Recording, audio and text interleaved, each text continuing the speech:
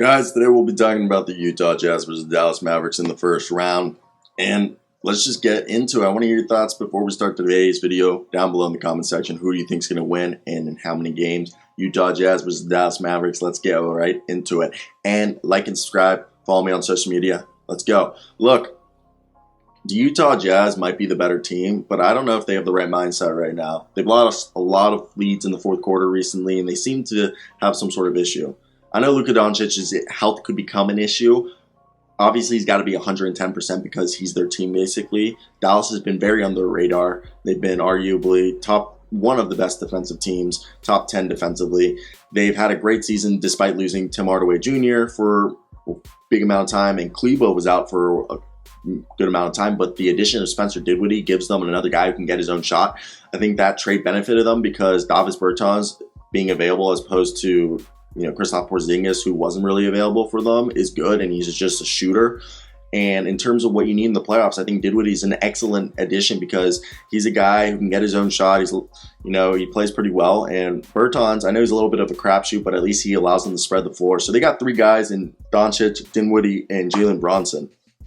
And then you look at Utah, and it's Bojan Bogdanović. When he was out, they really struggled. When he was there, he helped take off some pressure of Donovan Mitchell. Okay, and I think this is going to be a heck of a series. We got a couple superstars, but I'm going with the Mavericks right here. I think defensively, especially the last 75%, 80% of the season, they've been fantastic, and they've made some good adjustments and coverages throughout the series, and I think that's what's going to happen throughout the season, and this is what's going to happen throughout the series against Utah. And obviously, home court will play dividends for both teams throughout it, but I says, again, it all depends on Luka Dončić's injury. If he's out for the series, obviously I'm going to take Utah, but if he's I would really say if he's healthy, it's, Dončić is going to win this. If Dončić isn't hurt, it's going to be Dallas to win in probably 6, at least probably 7 games. And I know this is the time of year when people start microanalyzing everything, but over the last few weeks, I think people just can agree that this isn't the same, team the Utah Jazz were like last year. They aren't as fearful. I don't want to be rude. That's just how I'm viewing it right now.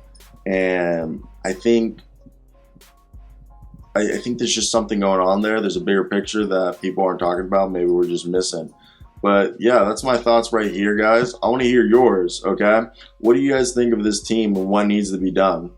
And yeah, I think it's definitely an interesting situation right here with this because, look, Dončić can really control a game. Between Dončić and Donovan Mitchell will be fun to watch. I would imagine how the Dallas coaching staff will, try to use Rudy Gobert, Donovan Mitchell, and Mike Conley to defend him. But the thing is, you can play Gobert off the floor. That's been the narrative. And I don't know if that's 100% true, but I will say I think the Mavericks will win. I want to hear your thoughts on